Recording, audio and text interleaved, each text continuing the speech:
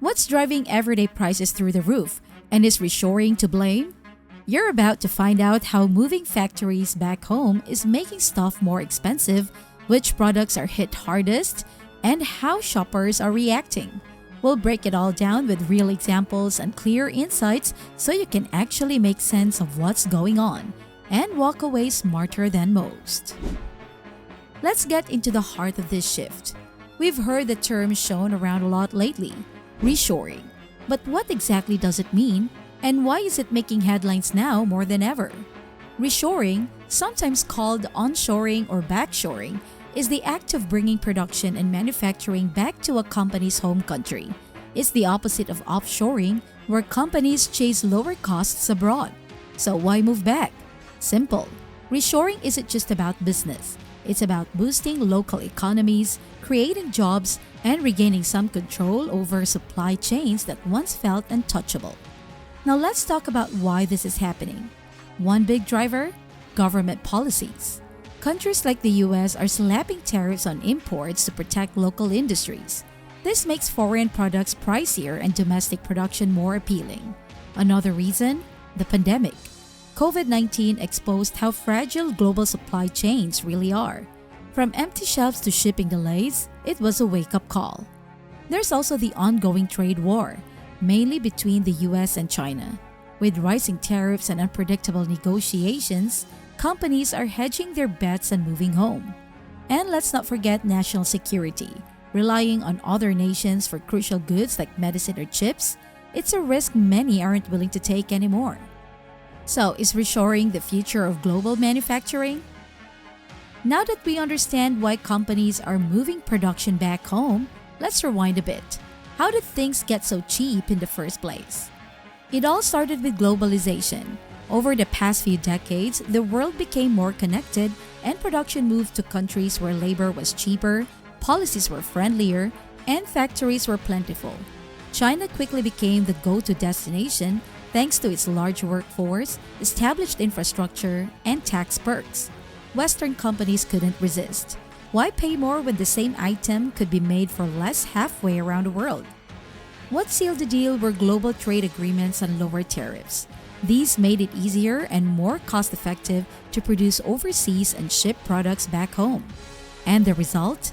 A flow of low-cost goods, from gadgets to kitchenware, hitting store shelves across the US and Europe. Let's take a closer look at the apparel industry, a textbook example. Decades ago, clothes were pricey, but fast fashion flipped the script. Brands began mass-producing trendy outfits in countries like Bangladesh and Vietnam where wages were low. The strategy? Make it fast, make it cheap, and make people want more. But here's a catch. Have you ever wondered who pays the real price?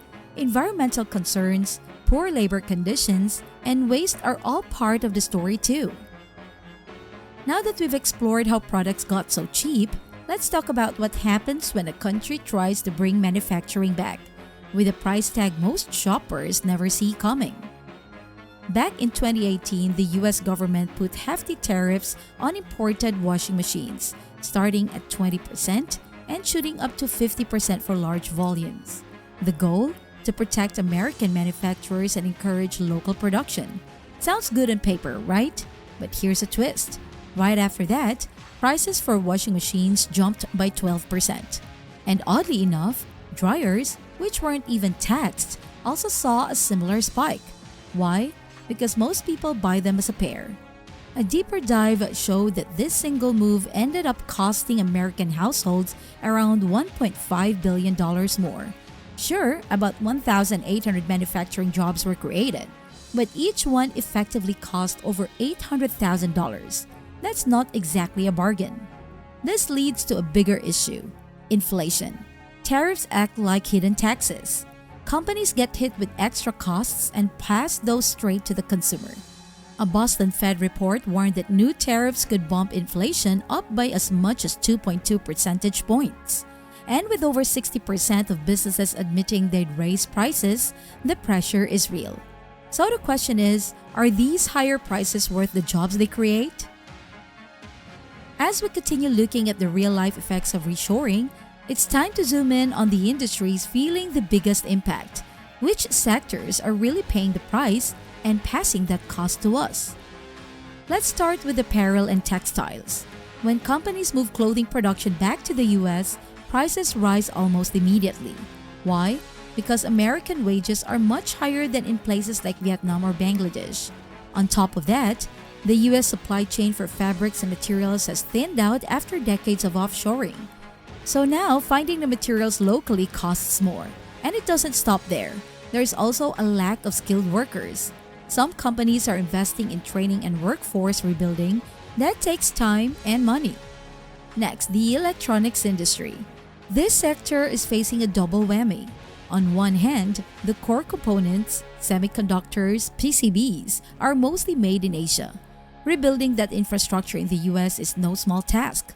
On the other, the 25% tariffs on Chinese imports, still in place since 2018, make gadgets pricier. Even big retailers like Best Buy have felt that sting, blaming tariffs for dropping sales and shrinking profits. And then there's home appliances. Remember the washing machine tariffs?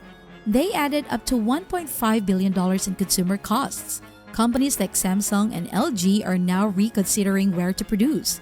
But every move they make affects your final bill. So which price are we really paying for reshoring? Let's keep the momentum going. Now that we've seen how entire industries are being reshaped, what's actually disappearing from shelves or quietly becoming less affordable? First up, furniture. You might have noticed your dream couch now costs more than your rent. That's no accident. In May 2024, tariffs on Chinese-made furniture jumped from 25% to 35%. Since nearly half of sofas sold in the US come from China, this hit hard. Experts say Americans could end up paying between $8.5 billion and $13.1 billion more per year just to furnish their homes. Then there's consumer electronics. From smartphones to gaming consoles, price tags are climbing fast. According to the Consumer Technology Association, tariffs could boost prices by 31% for phones, 34% for laptops, and nearly 70% for consoles. Even big retailers like Best Buy are taking a hit, reporting lower profits as customers pull back from big tech purchases. And don't forget toys. With companies like MGA moving production out of China to India and Vietnam, costs are creeping up. Some toys could be 20% more expensive by the end of the year. And with China still supplying 73% of all US toy imports, any tariff disruption risks making your kids' wish list a whole lot shorter. So ask yourself, are these price hikes a temporary pinch or the new normal? We've seen how prices are rising across major product categories, but how are everyday shoppers actually responding to all this? Right now, consumer behavior is shifting fast. In 2025, a Wells Fargo study showed that 76% of Americans have pulled back on spending, up from 67% the year before. That means more people are skipping dinners out, delaying travel plans, and saying no to those just because buys. It's not just about cutting back, it's about rethinking what's worth the money. Across all income levels, people are trading down, choosing store brands over big names, and focusing on the essentials instead of the extras. This trend hits especially hard among middle and lower income groups, who feel the squeeze of inflation and tariffs the most. But here's a twist. Frugality isn't the only story here.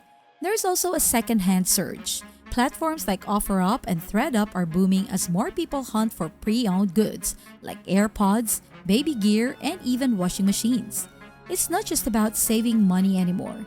Sustainability is also driving the trend, especially among Gen Z and millennials who want to shop smarter and greener. So, with spending habits changing and second-hand shopping going mainstream, are we watching a full consumer reset unfold in real time? Let's wrap it all up by looking at the bigger picture. What's the long game when it comes to reshoring? Will it pay off? Or will it keep putting pressure on our wallets? One major concern is inflation.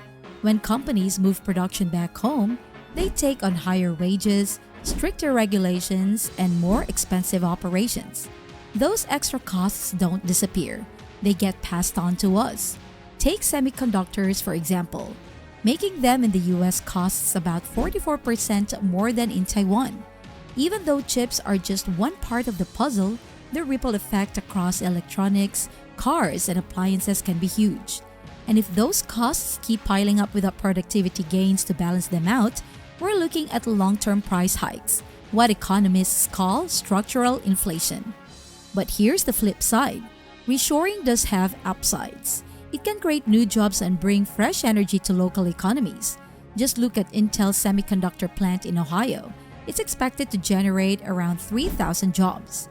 Plus, having production closer to home makes supply chains more secure and less vulnerable to global disruptions. Still, there's a catch. Without proper planning, these benefits could be offset by labor shortages or steep startup costs. So the big question is, can we make reshoring work without sacrificing affordability? So while reshoring might reshape what we pay at checkout, it also shows just how deeply global decisions affect our daily lives, even when we don't notice at first. Here's something else shaped by culture and geography: dating. Did you know that in Brazil, going out multiple times doesn't mean you're officially a couple? While in South Korea, some people celebrate relationship milestones by the day. Yep, it gets surprisingly specific.